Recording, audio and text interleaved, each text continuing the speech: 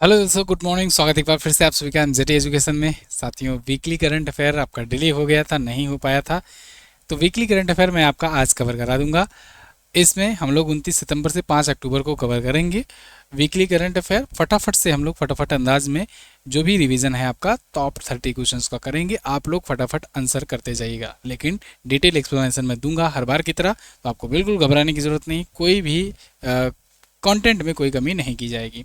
बाकी MJT app पर इसकी क्विज पीडीएफ तो आपको मिलेगी ही। तो चलिए बिना किसी देरी की शुरुआत कर देते हैं हम लोग। पहला क्वेश्चन आपके सामने है, फीफा ने विश्व कप 2026 के लिए शुभंकर के रूप में क्या लॉन्च किया है? आप जानते हो फीफा वर्ल्ड कप इस बार 3 देशों में होने जा रहा है। 2026 में होगा। कहाँ कहाँ पर होगा? तो कनाडा, अमेरिका और मैक्सिको में होगा। तो 3 देश में होगा, इसीलिए 3 शुभंकर लॉन्च किया गया। कौन कौन? Clutch the bald eagle, Maple the moose और जायू द जैगुआर। तो उपरोक्त सभी ऑप्शन हो जाएगा आपका करेक्ट। फीफा के बारे में फटाफट से बता दूं, federation international D football association, इसकी स्थापना 1904 में हुई थी। गियानी इन्फेंटिनो इसके अध्यक्ष हैं। पेरिस में इसका किसकी स्थापना हुई थी, लेकिन इसका हेडक्वार्टर जो है वो है ज्यूरिख में। ठीक है, तो आप देख लीजिए, क्लच द बाल्ड ईगल जो है अमेरिका का है, मेपल द मूस कनाडा ने सजेस्ट किया है, जायू द जैगुआर मैक्सिको ने सजेस्ट किया है। तो ये होगा इन 3 देशों में। कब होगा? 11 जून से 19 जुलाई 2026 को। पिछला वाला कहाँ हुआ था? कतर में हुआ था। जीता किसने था? अर्जेंटीना ने था। ठीक है, अगला, भारत ने किस प्रसिद्ध मंदिर में तीर्थ यात्रियों के लिए भारत का पहला एआई बेस्ड कमांड सेंटर स्थापित किया है?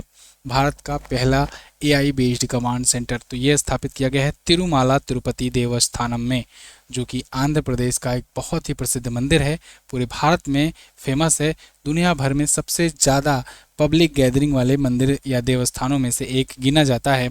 विश्व का सबसे व्यस्तम धार्मिक स्थल है, स्थलों में से एक है तिरुमाला मंदिर। ठीक है, तो मुख्यमंत्री एन चंद्रबाबू नायडू ने इसकी शुरुआत की है। तो AI based integrated command and control centre ये होगा। हाल ही में किस देश ने 2030 तक संवृत्त ईंधन चक्र वाले विश्व की पहली परमाणु ऊर्जा प्रणाली शुरू करने की घोषणा की है? तो 2030 तक एक समृद्ध ईंधन चक्र वाली यानी कि closed fuel cycle nuclear power plant बनाएगा। कौन बना देगा भाई? रूस बनाएगा। इससे क्या होगा? इससे न्यूक्लियर एनर्जी फिर से इसे रिसाइकल हो करके काम करती रहेगी, चलती रहेगी और लंबे समय तक चल पाएगी। तो 95% तक खर्च हो चुका ईंधन का पुनः उपयोग हो पाएगा। रूस ने कहा है 2030 तक हम ऐसी टेक्नोलॉजी विकसित कर लेंगे। ठीक है, अगला, भारत की प्रमुख विज्ञापन नियामक संस्था advertising standard council of India के अध्यक्ष हाल ही में कौन बनाए गए? तो इसके अध्यक्ष कौन बनाए गए हैं? ये बनाए गए हैं सुधांशु वत्स। ठीक है, सुधांशु वत्स को ASCI यानी advertising standard council of India का अध्यक्ष बनाया गया है। उपाध्यक्ष बनाया गया है S सुब्रमण्येश्वर को और कोषाध्यक्ष बनाया गया है परितोष जोशी को। अगला, किस खाड़ी में स्थित भारत के पहले डुगोंग रिजर्व को वैश्विक मान्यता मिली है? ये क्वेश्चन पूछा जाएगा आपसे। ये भारत का पहला डुगोंग रिजर्व है। तो डुगोंग जीव होता है, जलीय जीव होता है, उसके लिए ये रिजर्व क्षेत्र है जो कि पाक की खाड़ी में है। पाक की खाड़ी कहाँ पर है? तमिलनाडु में पड़ता है। ठीक है, तो वन जीव संरक्षण अधिनियम 1972 के तहत तमिलनाडु सरकार ने 2022 में इसे स्थापित किया था और ये भारत का पहला डुगोंग संरक्षण रिजर्व है। अभी हाल ही में क्या हुआ कि अबू धाबी यानी यूएई में विश्व संरक्षण कांग्रेस में इसको वैश्विक मान्यता मिल गई है, ग्लोबली रिकॉग्नाइज कर लिया गया है। ठीक है, IUCN की लाल सूची में यानी रेड लिस्ट में ऑलरेडी डुगोंग को रखा गया है। दुबई में आयोजित क्रिकेट एशिया कप 2025 का खिताब किसने जीता है? तो क्रिकेट एशिया कप जीत लिया भारत ने। किसको हराकर? पाकिस्तान को हरा करके। पाकिस्तान को हराया है। भारत का ये 9वां खिताब था, 9वां एशिया कप का खिताब है। सोचिए, 17 में से 9 खिताब भारत ने जीते हैं, क्योंकि ये 17वां संस्करण था। ठीक है ना, 17वां संस्करण था। 9 से 28 सितंबर के बीच में हुआ, यूएई में हुआ आयोजित। फाइनल मैच के प्लेयर ऑफ द मैच रहे तिलक वर्मा भारत के, और प्लेयर ऑफ द टूर्नामेंट का खिताब अभिषेक शर्मा को मिला। ये 314 रन बनाए थे। सबसे ज़्यादा विकेट कुलदीप यादव ने लिए, 17 विकेट इन्होंने टोटल लिए हैं। ठीक है, और ACC की स्थापना, एशियन क्रिकेट काउंसिल की स्थापना 1984 में हुई थी। ये बात याद रखना। ठीक है, अगला, मोहसिन नकवी इसके अध्यक्ष हैं। सितंबर 2025 में बिहार की किस आर्द्रभूमि को रामसर साइट का दर्जा मिला है या रामसर स्थलों की सूची में शामिल किया गया है? तो बिहार की 2 साइट को, एक गोकुल जलाशय और एक उदयपुर झील, इन दोनों को शामिल किया गया है, ऐड किया गया है रामसर साइट्स में। ये दोनों ही बिहार की 2 साइट हैं। ठीक है, तो एक गोकुल जलाशय बक्सर में जो स्थित है और दूसरा पश्चिम चंपारण जिले में उदयपुर झील है। अब टोटल 93 रामसर साइट हो गए हैं भारत में। भारत में 93 रामसर स्थल हैं। विश्व आर्द्रभूमि कन्वेंशन कब हुआ था, ये पूछा जाएगा आपसे। 2 फरवरी 1971 को हुआ था। ये रामसर शहर में हुआ था ईरान के, इसीलिए इसमें जो भी लिस्ट में डाली जाती है उसको रामसर साइट्स कहते हैं। ठीक है, 2 फरवरी को इसलिए मनाते हैं हम लोग विश्व आर्द्र भूमि दिवस भी मनाते हैं। आर्द्र भूमि दिवस भी मनाते हैं। ठीक है ना, 2 फरवरी को, ये भी याद रखना। अगला, निम्न में से किस संगठन के ने business line change maker of the year का अवार्ड जीता। Business line change maker of the year का अवार्ड ये मिला है DRDO को, defence research and development organisation को। तो अजीम प्रेमजी फाउंडेशन को शिक्षा और स्वास्थ्य की सेवा में, और DRDO को मिला है business line change maker of the year का अवार्ड। आइकॉनिक वाला मिला है अजीम प्रेमजी फाउंडेशन को। DRDO के बारे में आप जानते हो, स्थापना 1958 को हुई थी, 1 जनवरी को। समीर वी कामत इसके अध्यक्ष हैं और हेडक्वार्टर इसका नई दिल्ली में है। अगला, आयुष मंत्रालय ने भारत का पहला integrative oncology research and care centre, जिसे IORCC कहा जाता है, इसको किस राज्य में खोला है। आयुष मंत्रालय ने इसे खोला है कहाँ पर, ये खोला है गोवा में। कहाँ पर, गोवा में। गोवा में ही आयुष मंत्रालय के द्वारा आयुर्वेद को लेकर के एक बड़ा सम्मेलन आयोजित किया गया था और उसी दौरान ये चीज़ें आई। अच्छा, उसी दौरान आयुष मंत्रालय ने प्रयास नाम का एक नया एकीकृत न्यूरो पुनर्वास केंद्र भी खोला था। तो ये भी याद रखना और ये भी याद रखना। ठीक है ना, भारत का पहला integrative oncology research and care centre. अगला, भारत ने किस देश को हराकर 7वां SAFF अंडर 17 फुटबॉल का खिताब जीता। तो सैफ यानी कि साउथ एशिया फुटबॉल फेडरेशन का जो अंडर 17 का फुटबॉल का खिताब था उसको भारत ने जीत लिया है बांग्लादेश को हराकर। किसको हराकर, बांग्लादेश को हराकर। तो सेम डे 2 रिजल्ट है, एक तो इधर सैफ चल रहा था और इधर एशिया क्रिकेट कप चल रहा था। दोनों में ही भारत ने जीता है। भारत ने बांग्लादेश को 4-1 से हराया है। कोलंबो में आयोजित किया गया था 27 सितंबर 2025 को। ठीक है, इससे पहले जब अरुणाचल प्रदेश में अंडर 19 का हुआ था तो उसे भी भारत ने ही जीता था। अब ये अंडर 17 है, इसको भी भारत ने ही जीत लिया है। अगला, एक और जरूरी बात देखिए, आप में से जो कोई भी संकल्प बैच 2024 लेना चाहते हैं 2025 के साथ साथ, तो उनको मात्र 100 रुपये ही पे करने हैं। ठीक है, वो पूरा पेमेंट ना करें, वो जा करके सिंपली व्हाट्सएप करेंगे 7235939467। ठीक है, जिनको कॉम्बो लेना है, अभी तक 2024 वाला नहीं लिए हो, वो 399 पे करके दोनों बैच ले सकते हो, 2024 का भी 2025 का भी। इसमें 2024 का करंट अफेयर है, इसमें 2025 का पूरा करंट अफेयर है। टॉपिक वाइज डिटेल एक्सप्लेनेशन, पूरी PDF रहेगी, सभी ई बुक्स भी दी रहेगी।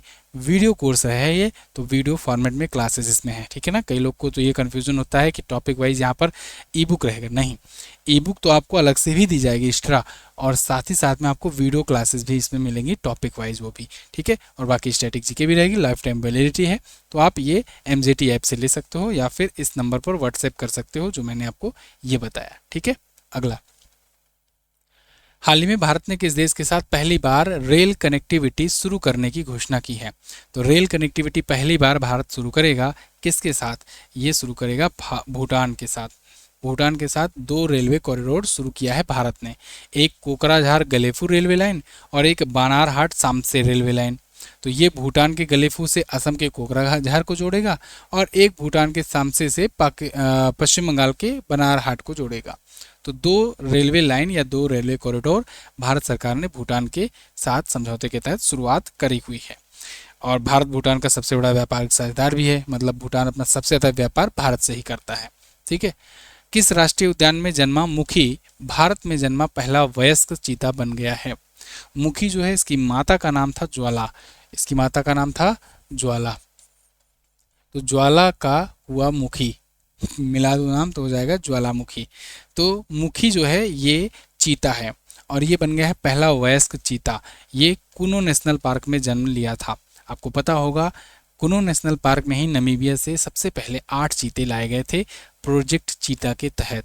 प्रोजेक्ट चीता भारत ने 2022 में शुरू किया था और उस प्रोजेक्ट चीता के तहत अब दक्षिण अफ्रीका के बहुत सारे देशों से, अफ्रीका के बहुत सारे देशों से चीते लाए जाने शुरू हुए। सबसे पहले नामीबिया से लाया गया, फिर उसके बाद अब दक्षिण अफ्रीका से लाए जा रहे हैं, इसके साथ भी समझौता हुआ है और भी देशों से लाए जाने की बातचीत चल रही है। तो यहाँ पर जो मुखी नाम का चीता था जो भारत में ही जन्मा था, भाई पहले तो वहाँ से चीते लाए गए लेकिन कुछ चीते यहाँ पर जन्मे, तो ये अब 915 दिन का उम्र पार कर चुका है, यानी 30 माह की उम्र पूरा कर चुका है। और जब कोई ऐसे जानवर 30 माह की उम्र पूरा कर जाते हैं तो उसे कहते हैं अब ये वयस्क हो गया है, ठीक है ना। तो ये बात ध्यान रखना। 19 मार्च 2023 को ये जन्म हुआ था, ठीक है। इसकी माता का नाम ज्वाला है। और अभी वर्तमान में चीतों की संख्या भारत में 27 है, बाकी की मृत्यु भी हो गई है। अगला, पंचायती राज मंत्रालय द्वारा कब से सबकी योजना सबका विकास अभियान शुरू किया जाएगा?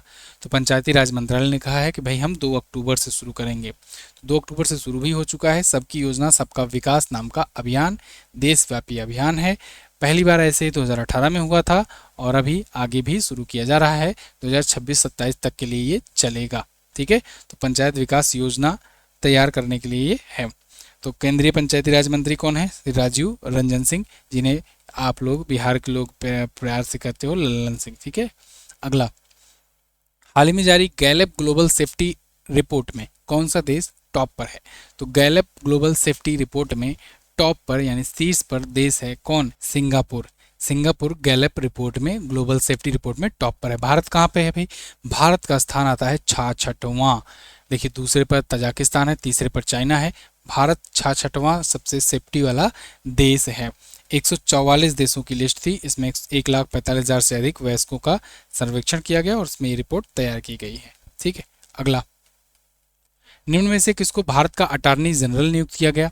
तो भाई भारत के अटॉर्नी जनरल इससे पहले भी यही थे, आर वेंकटरमणी, और इन्हीं का कार्यकाल एक्सटेंड किया गया है, इनका कार्यकाल बढ़ा दिया गया है।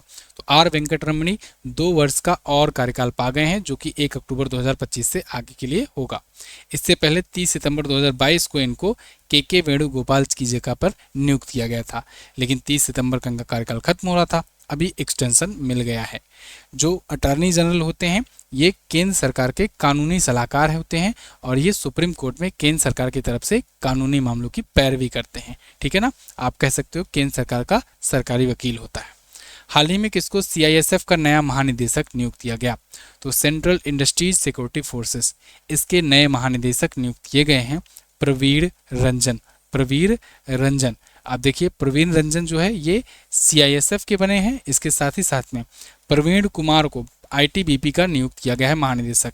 ये जो नीचे प्रवीण कुमार दिख रहे हैं ना, ये आईटीबीपी के नियुक्त किए गए हैं और ये सीआईएसएफ के नियुक्त किए गए हैं महानिदेशक। 2 महानिदेशकों की नियुक्ति हुई है।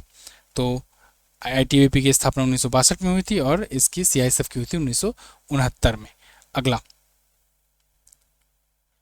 अगला क्वेश्चन है, हाल ही में तेलंगाना में आयोजित हुए बथुकम्मा महोत्सव में कितने गिनीज वर्ल्ड रिकॉर्ड बनाए गए? बथुकम्मा महोत्सव, इसमें इस बार 2 वर्ल्ड रिकॉर्ड बने हैं, 2 वर्ल्ड रिकॉर्ड बने हैं। मैं आपको पहले भी 1 महीने पहले बताया था कि इस बार बथुकम्मा महोत्सव में एटलीस्ट कम से कम एक वर्ल्ड रिकॉर्ड बनाए जाने की तैयारी है। वो कौन सा रिकॉर्ड बनाए जाने की तैयारी थी कि सबसे ज़्यादा लार्जेस्ट संख्या में नंबर्स में महिलाओं को एक साथ गैदरिंग कराना, जिससे 1354 महिलाएं अत्यधिक समन्वित प्रदर्शन हुई हिस्सा ली और ये इस तरह का सबसे बड़ा प्रदर्शन बन गया।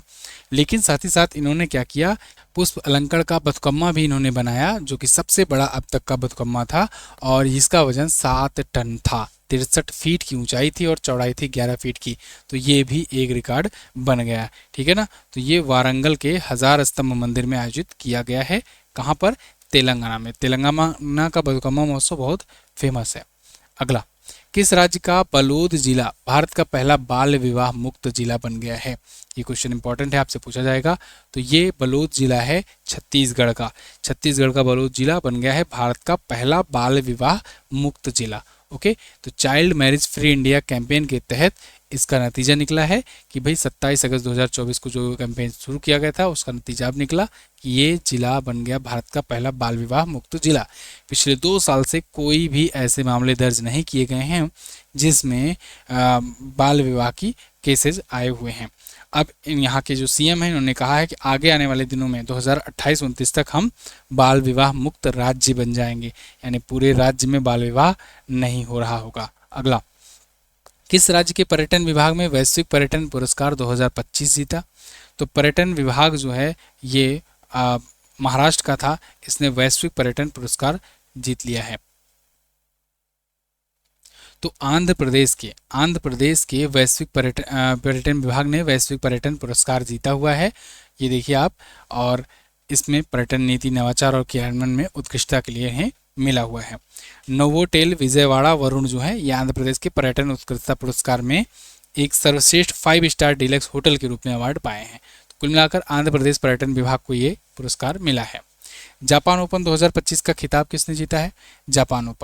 जापान ओपन टेनिस का टूर्नामेंट है, इसको कार्लोस अल्कराज ने जीत लिया है। कार्लोस अल्कराज स्पेन के खिलाड़ी हैं और इन्होंने ही अभी हाल ही में यूएस ओपन और इसी साल का इन्होंने विंबलडन ओपन भी जीत रखा, फ्रेंच ओपन भी जीत रखा है। तो फ्रेंच ओपन और ये यूएस ओपन, ये दो इस साल का जीते हैं ग्रैंड स्लैम। वैसे तो ये 6 ग्रैंड स्लैम टोटल जीत चुके हैं अभी तक। इस साल ये 8वां और कुल मिलाकर 24वां टूर स्तरीय खिताब जीते हैं, जिनमें अब जापान ओपन भी शामिल हो गया है। अगला, भारत सरकार ने इलेक्ट्रिक वाहनों के लिए कब से ध्वनिक वाहन चेतावनी प्रणाली अनिवार्य कर दी?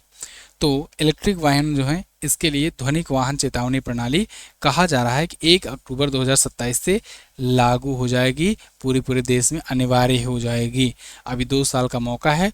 अब से जो इलेक्ट्रिक कारें, इलेक्ट्रिक गाड़ियां बने, उसमें ऐसे ही इलेक्ट्रिक वार्निंग, यहाँ पर देखिए इलेक्ट्रिक वाहन, इलेक्ट्रिक व्हीकल की चेतावनी प्रणाली, अलर्ट सिस्टम लगाया जाए, जिससे अगर पीछे आपकी इलेक्ट्रिक व्हीकल आ रही है तो आपको एटलीस्ट कुछ ना कुछ तो आवाज़ आए, जिससे आप सतर्क हो सको। अगर आप बाइक से जा रहे हो, साइकिल से जा रहे हो या पैदल जा रहे हो, तो आप सतर्क हो सको, है ना। नहीं तो कई बार एक्सीडेंट भी हो जाते हैं।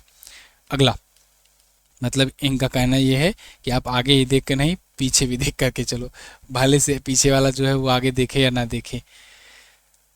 निम्न में से किस शहर में एशिया के सबसे बड़े अपशिष्ट जल उपचार संयंत्र का उद्घाटन किया गया? एशिया का सबसे बड़ा अपशिष्ट जल उपचार केंद्र संयंत्र ये स्थापित किया जा रहा है भाई दिल्ली में। दिल्ली गवर्नमेंट बहुत तेज़ी से लग चुकी है यमुना की सफाई में और जल प्रबंधन को लेकर के इस सब में बहुत तेज़ी से लगी हुई है, क्योंकि अब छठ पूजा भी आ रहा है और आज के टाइम पर ट्विटर वगैरह पर देख रहे होगे कई वीडियोज़, कई वो सब चीज़ें अपलोड हो भी रही हैं इससे रिलेटेड ही, है ना। तो दिल्ली के ओखला में एशिया का सबसे बड़ा अपशिष्ट जल उपचार संयंत्र ये होगा। 1,01,161 करोड़ रुपए खर्च किए जा रहे हैं। 40 एकड़ की ज़मीन पर बनाया जा रहा है। आनंदीबेन पटेल और हेमा मालिनी के बाद पीएम मोदी ने हाल ही में किसकी आत्मकथा की प्रस्तावना लिखी है?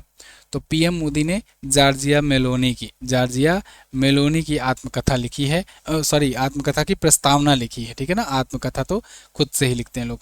तो इससे पहले ये आनंदीबेन पटेल जो कि यूपी की गवर्नर हैं, उनकी लिखी थी इन्होंने प्रस्तावना, और हेमा मालिनी की आत्मकथा की प्रस्तावना लिखी थी। अभी इटली की प्राइम मिनिस्टर जॉर्जिया मेलोनी की आत्मकथा लिखे हैं। इटली की प्राइम मिनिस्टर जॉर्जिया मेलोनी की बुक का नाम क्या है? I am Giorgia, my roots my principles. ठीक है। अगला, हाल ही में आयोजित ISSF junior world cup shooting championship 2025 में 26 पदकों के साथ भारत मेडल टेबल में किस स्थान पर रहा? 26 मेडल भारत ने जीते, भारत रहा टॉप पर ISSF junior world cup shooting में। 8 गोल्ड, 10 सिल्वर और 8 ब्रांज के साथ टोटल 26 मेडल भारत के आए थे। अगला, निम्न में से कौन से अभिनेता पहली बार हुरून रिच लिस्ट में अरबपति की लिस्ट में शामिल हुए? तो हुरून रिच लिस्ट में पहली बार नाम आया है किसका? शाहरुख खान का। शाहरुख खान का इस बार पहली बार नाम आया है। वैसे पहली ही बार ये राष्ट्रीय फिल्म पुरस्कार या कहें नेशनल अवार्ड भी जीते हुए हैं। नेशनल अवार्ड भी इनको पहली ही बार मिला हुआ है शाहरुख खान को, है ना। तो हुरून रिच लिस्ट में भी पहली बार ही आए हैं। इनकी नेटवर्थ बताई जा रही 12,490 करोड़ हो गई है। और बाकी टॉप 3 में आपको मुकेश अंबानी, गौतम अडानी ये सब दिखेंगे ही। रोशनी नादर के बारे में याद रख लेना। रोशनी नादर जो है ये सबसे अमीर महिला हैं और मुकेश अंबानी सबसे अमीर व्यक्ति हैं। कहाँ पर 11वां विश्व हरित अर्थव्यवस्था शिखर सम्मेलन आयोजित हुआ?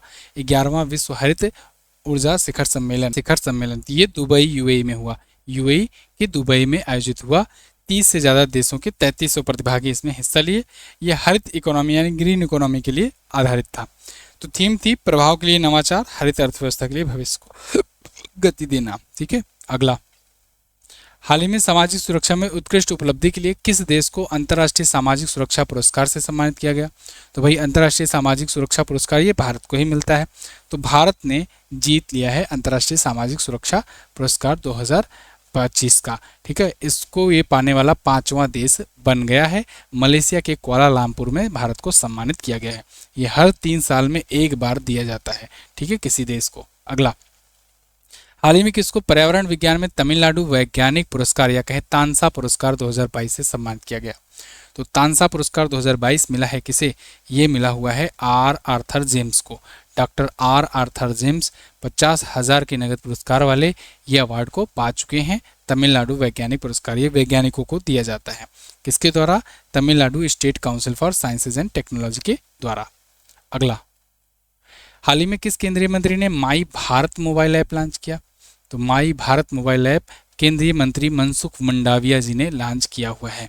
इस ऐप का उद्देश्य है कि 15 से 29 वर्ष के युवाओं को डिजिटली जोड़ना, ठीक है, एक प्रकार से माई भारत पोर्टल या प्लेटफॉर्म से जोड़ना, जिनको धीरे धीरे समय के साथ साथ ये बताया जा सकेगा कि भारत में क्या क्या चीज़ें हैं, क्या क्या अपॉर्चुनिटीज़ हैं, क्या योजनाएं चलती हैं, कैसे सरकारें काम करती हैं। ये सारी जानकारी इस मोबाइल ऐप के जरिए सीधे युवाओं को दी जाएगी, जनजीज को अवेयर किया जाएगा और कनेक्ट करके रखा जाएगा।